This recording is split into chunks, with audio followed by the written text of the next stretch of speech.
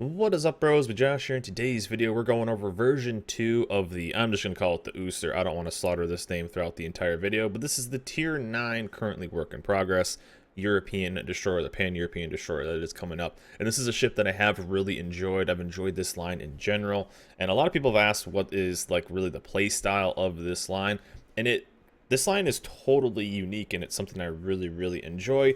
However, though, this line is slowly getting toned down. Not quite what it was originally the first time. Yeah, I think some of them were a little intense. This one, though, definitely got some tweaks. Some of the most recent ones, where this one got its torpedo range toned down from 15 kilometers down to 13.5. Still some of the longer ranges at this tier. However, though, we do definitely feel that lack of 15-kilometer range definitely opened up some opportunities to get in some extra damage with these really fast torps. If you don't remember, these ships were basically very stealthy ships, no smoke, but they do have fairly high AA for their tiers, especially at the tier 9, which is also something that has been touched. But these torps have a very fast reload, very fast speed, but they don't do that much damage. And so it was kind of a nice little thing of having the ability to just spam out these torps, really not do a ton of damage, but really kind of control an area, which is something I like. However, though, this is a entire line that is going to have a tough time for newer players because it doesn't have that ability to smoke up and disengage. So this ship has gone through a few changes since our last video. However, though, I still find the ship relatively fun, but the torp range is definitely one of them. 1.5 kilometers off of that range, which is pretty significant. But still, we definitely get some torp hits in this game, and you will. As you see, the torp reload is still fairly fast. But this one also got some tweaks to its detection. This one was sub 6 kilometers. Now it's right at 6 kilometers. So again, we kind of lose that stealth ability on this ship. And these ships are fairly good at taking damage since they are fairly large. So a bit of a downside on that. So we aren't quite as stealthy. So you definitely have to pick your fights a bit more than you normally would with these ships, and now even more than you originally had to on the first time. Also, the AA was affected too. The range isn't as much as it used to be. Apparently, these went in at a kind of the wrong values for the AA, so it was something that they were apparently shooting planes too far. However, though, you will see us kind of use our AA effectively when later in the game, and these things still have for their tier some of the highest, if not the highest AA. And this is a captain build. I think I only have BFT set up, so this is one that is really going to be very effective against planes, as effective as you can be destroyer wise. But yeah, so basically, since the last version we've played, we've had 3 things get affected, and that is the torp range, the detection of the ship, and the AA. Kind of all the things that really set this ship apart. Overall, if you've ever played the Friesland, this is a ship that will be kind of familiar to you, as we see a whole bunch of battleship HE coming in against this Neptune. So we all know how this is going to be a bit of a bummer here, and I actually thought I was going to smack them with torps, but the Hydro is the bane of this ship's existence. And then one thing I was also talking with another CC is it seems like these ships are very feast and famine when it comes to torp hits. Either you're going to get a ton of torp hits or you get none, and it almost seems like it's almost detrimental to a point how fast these torps are, because you try to judge, and these torps are so quick, you try to judge where they would be for normal torps, and you kind of misjudge that, so it does take a little while to get used to. Again, one of the biggest downsides of these ships is that you are going to need to start a brand new captain unless you have a Friesland or a Bliss or some of the other ones. It is going to be a bummer to start a new captain, so either save up those commander skills. I do like the play style of these ships though a lot, and I do like that they offer something unique here when it comes to completely new play style. So I do really enjoy that. I think it's a lot of fun, and I really have enjoyed playing these ships. They are slowly, wargaming is doing something that they don't normally do, and that is slowly, little by little, changing the way these ships are, changing the life of these ships. Either they still have their unique playstyle, but they are slowly tweaking these ships down, again affecting the detection on those, affecting the torp reload or torp range on those, affecting the gun reload on some of them. So these things are getting kind of tweaked, so we still, again, very work in progress. Our Fletcher stayed in there way too long, but he was rocking no camo, so it was kind of expected. And we have a bit of a bummer here, but again, we were always excited for Kitakazes to sit broadside and smoke, and although these torps tend to not hit very hard, they do still hit hard enough. So 3 torp hits on the DD was enough. It is kind of a bummer though when you are playing these, because you will get a fairly large amount of torp hits, and but the damage isn't crazy. You tend to get a ton of damage through the flooding, actually, and we all know flooding has been nerfed over time, but still, these ships are something that I really enjoy to play. Again, this is still the only line that really you kind of want to play. You kind of want to go against CVs, and it's kind of weird. Normally, when you're playing Destroyer and you see a CV in queue, you're like, oh, this sucks, I don't want to deal with this. However, though, when you're going against a CV, you know, obviously a tier 10 or whatever is still going to just do whatever it wants. But when you're going against a tier 8, you're almost kind of welcome that, because it's basically free XP in a way, because the AA is still just good enough. Now, one of the things you're going to have to do is really learn how to use the AA and the sectors and whatnot. And one of the things I really noticed is the strength of your AA is going to be sub 4 kilometers. So right around 4 kilometers, you see I'm waiting. You're going to blast that out and then actually get a good amount of AA on these planes, and you will start shredding them down. One thing they did is, I believe that there's the super strong AA for these ships was stretched out to like 5K. Or 6K. It was something pretty far, and it wasn't supposed to. Now your AA will, I think, still goes out to like 6 or something, but it's very, very light. So what you're going to want to do with these ships is wait for them to get in that 4-kilometer range. Once they're in that 4-kilometer range, then you are really good to go, and really actually have a good effect on planes. There's games where we were getting 30, 40 plane kills, and we aren't really even spec'd into it. Now, I did start to use the module on this ship that added the extra burst, which did seem to help. On this build, I don't think I had one, or we got these new versions, and I didn't put that one in, so I may test that out a little bit more, but it did seem to help. As we it's such a bummer to see such a fragile ship not get punished by 3 battleships. As you see, our Ganais now is rotating around, and he was shooting HE. Our Iowa sailed broadside to everything, got murdered, and now our Synop is getting, I think, basically soloed by this Neptune who's just going bow, and the Synop can just sneeze and basically dev strike him. But anyways, I digress. But still, this ship overall, tier 9. Now, do I think it's going to be the best tier 9 in the game? And a lot of people have asked, hey, what's the kind of the play style of these? Are they good? Are they, are they fun? Yeah. I've been having a blast playing these. These ships are very addicting. They bring a different play style of ships, which I love.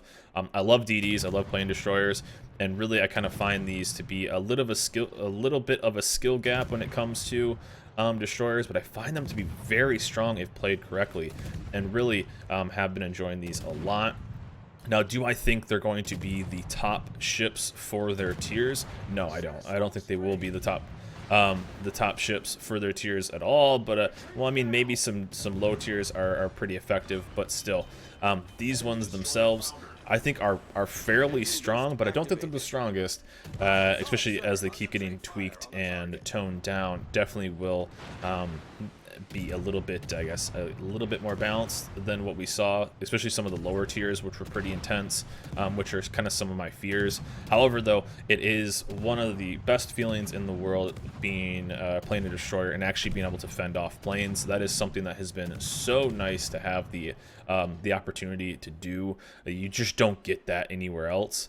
When it comes to destroyers. Now you could see maybe some of the Russian lines, maybe even some of the US spec'd out, even some of the Germans have a fairly decent AA. These ones, though, they're a whole nother level. So these ones are in a league of their own when it comes to doing damage against planes, and it's something that you will see very often. And again, in this game, I'm not really even spec'd out for A. Again, I think I may have BFT on this captain.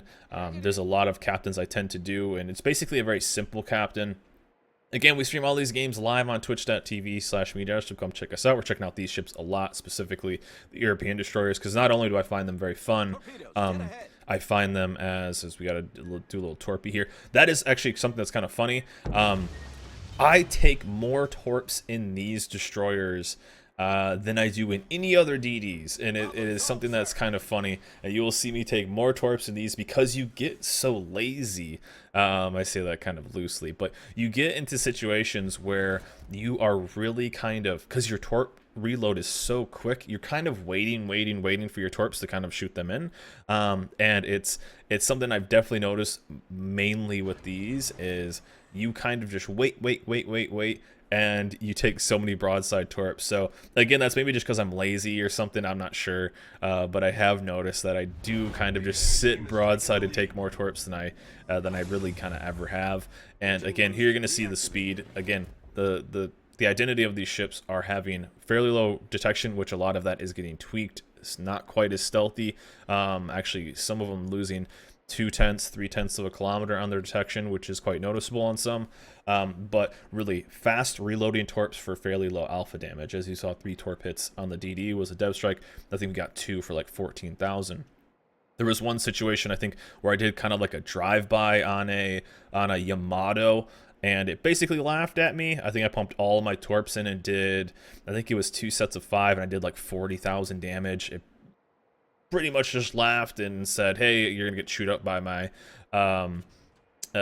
you're gonna get chewed up by my secondaries," but still, we were able. So mainly, you want to get those floods going, and one of the things you want to do is, as I always say, whenever we do our replay analysis on the stream or anything, is you want to force the repair. So launching out torps, and again, we just sent out torps, got that battleship some damage done on him, and then we're able to pump in torps again on this. One of the things still with builds, radio location, I think is super prime for this. This line. I've been talking to a lot of other people that really weren't using it, but one of the things about this ship that I think is oh so good, and this line is also good to take radio location, is that getting those torps, because they are so fast. I don't even know how many torps I've gotten just off of radio location, and it could be quite good. But again, it's not so much about the alpha damage, it's about forcing that repair, and again, forcing the repair and then working on that. You know, that Iowa's basically chilling. If I can get more torps on him, or somebody else does, or burns him down, he's stuck on that. This game, though, kind of got out of hand, and it was a lot of our battleships kind of not really doing anything. As you saw, our Iowa sailed broadside. Our Kanaizen was shooting HE and kind of going in. But this is really what you want. You want people to be pushing into you when it comes to the enemy team. If you do that, you can really kind of have a big impact on the game. And right now I'm trying to just kind of figure out, as our south team is really starting to work on that. We have our destroyer, who has spent all the game going for our CV, which is a bit of a bummer. We have 2 of our battleships, basically now they're going back north after I said, hey, it's good that we have 2 battleships chasing the CV. Our Yugumo has spent all game chasing the CV, and he's about to get balanced because it's just such a waste of time. And I'm just starting to launch torps and trying to help this guy out. One of the things I do find funny, though, is you will get the occasional set of smoke screen from your teammate, and you have to let them down and be like, hey bud, that's not a thing we have on this line. And that is something that new players are gonna have to get used to. You just don't have that smoke, you don't have that comfort that you normally would with a lot of other destroyers. So this is definitely not a line. Now, do I think it's going to be the hardest line for new players? No, I would still give that to like the French line. Playing that line well is definitely complicated. This one is going to be a little easier, obviously, because it's stealthy, but these ships could be kind of attractive for newer players because they have decent guns and they have very fast reloading torps. So as obviously the IGN destroyers are so popular because of their low detection and their ability to torp things very well. So we will see. However, though, with these, unlike kind of the IGN, now I know the IGN gunboat line is a bit different, these ships do have guns to defend themselves, as do they have a heal. So they have a much larger health pool than their health pool shows. You know, you're going to be able to get 3, potentially 4 heals per game. There was almost never a game that I really didn't use them because I like to be fairly aggressive in my destroyers and hunting enemy DDs. Again, this is why I think radio location is so strong when it comes to this ship. And down goes our Yugumo. That's what happens when a destroyer chases a CV all game and didn't kill the CV. So there we go. But yes, this game looked like it was out of hand, But again, we're going to hang on there and rotate and do what we can. And luckily, our Georgia got around, our very fast battleship. And I thought I was going to take this torp, but we were going to be okay. Swing there, and we're going to be good. Now I'm worried about this Neptune off to my left. But we're basically playing Ring Around the Rosie, and we need to get some kills. And we're actually going to get some pretty clutch teamwork to end this game out. But again, 940. We take down the Scharnhorst, so that's pretty awesome. I'm going to have the DPM to hopefully wreck this guy, and we're going to push in. And I was worried about continuing to get spotted there. I got actually quite lucky. But I'm gonna go in here. The main thing about us is basically stop the cap, and you're gonna see our poor Musashi, get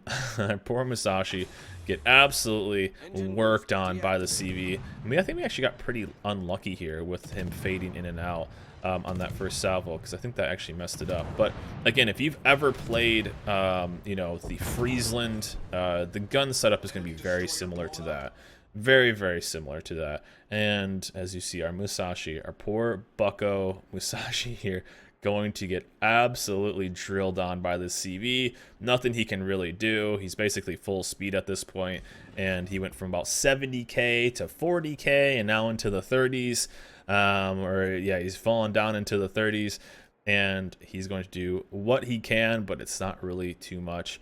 And this is something that you definitely do feel with these ships as well, is late game punch power with torps. And what I mean by that is, you know, a couple torps with you know, IGN torps, especially because their damage is so high. You could really do a ton of damage with those 2-3 torps. Is going to do more. 2 or 3 IGN torps or Japanese torps is going to do more damage than you would with an entire rack of these torps. However, though, these reload so quick, so there's potential there. And again, our Musashi just completely farmed. However, though, the Hail Mary shot goes down, and at least he trades. Now, our Georgia actually does a fantastic setup here, and that is I'm watching to make sure that Georgia isn't going to get wrecked. And this is some really, really good teamwork here. We got pretty lucky. He avoided the ram, which is actually a really good trade-off. I think it wouldn't have really mattered, though, even if he did ram, but he does kind of make a pretty solid play here. And our torps are rolling in, and we communicate him right here. And I'm like, hey, you go forward, go slam this King George, sail right into B, he'll stop the cap, and then I can torp behind him. And hopefully get this Iowa, as you're going to see me basically go into this Iowa and deal with it. Now, I didn't want to keep shooting here. He's going to pump in the damage. I just missed my torps, but it actually did let our CV do a bunch of damage onto it. And I'm going to actually open up on these planes. As they are within my AA range. Not my best AA range. As you see, the values are much smaller with only the 58s and whatnot going out. But we were able to still knock down a couple planes. Again, this is something that you have to get kind of used to, and it's kind of weird in a way because you're just not used to your AA doing anything, no matter what ships you're in, especially as a destroyer. These ships have the ability to really do some good damage against a large amount of planes, and actually able to kind of defend yourself off and be almost. Now, I haven't played with a full AA build on these because, you know, as soon as you go full AA anything or full anything, those situations don't show up. You know, I haven't played with a full AA build. I haven't gone with all that because I feel like it's just, I would rather be consistent. But one of the things here, and I was even a little bit nervous that I might not have the alpha damage to do this on the torps because those torps are fairly weak. Again, they do have a fairly low alpha damage, but we're going to spread it out. As you see, I aim a bit farther back, and we were able to get it with the first 3. So a fairly good comeback here, I will say that for sure. And again, I should actually turn my AA off here. I don't know if it will show up with the UI or not. But I don't know if I do or not. No, I'm just going to pop off. So he is pumping in. Now, again, this was basically a misplay, although I don't think it really matters because I think his fighter gets pretty clutch here, and we end up shooting them down. But you really want to get into the habit of waiting for them to get into your prime AA range, which is that sub 4 kilometers, and then the first salvo of that first burst of AA is going to be like 1,000 plus, and you can knock out a plane or two just from that, depending on what tier they are. Again, you're not going to be able to do as much against high tier planes like the tier 10s, but tier 8s you definitely are going to be able to feed you some XP. So again, a destroyer able to either defend themselves late game is always a luxury. So again, something that I just think is awesome. And we actually had a pretty fun game, a very close game. Nice comeback, so that was pretty cool. But overall, this ship is still work in progress, and Wargaming is, I think, dealing with this line fairly well. They are slowly tweaking it down little by little by little, which I think is the right way to do it. One of the downsides is right now a couple of the ships don't have the right values, so we can't really play those, or they're not really worth playing them. But I'm excited to see what happens with this line. Now, I'm a little worried, though, because the line is starting to get a little... you know, a little pushed down. You know, we're starting to see multiple things get changed. Torp ranges, gun reload, detection increased, and then, you know, AA range was obviously toned down too. So we're starting to see, so who knows what they'll be finalized, but I am enjoying the playstyle for sure. If you are a seasoned destroyer player, I think you will like these as well. Again, I don't think they're very new player friendly, because obviously they don't have smoke, so you need a bit of a better situational awareness to kind of really make these destroyers work, because if you just open up or overextend and you accidentally fire, you're basically going to die, because they're fairly large ships. They don't have a way to disengage other than their stealth, so you do have to be careful with that. Also, the relatively long range AA, although it's not really super strong at range, could get people into a lot of trouble. You're going to start hitting 5+ kilometers and getting spotted, so definitely need to be aware of that. So not the easiest, again, for new players. But however, though, the tier 9 on the currently work in progress European destroyer line, pan-European destroyer line, is still one I enjoy playing, and I'm looking forward to seeing what this line brings. But anyways, guys, that's it for me. Hope you guys enjoyed this video. Remember, like, subscribe, and I'll see you guys this time.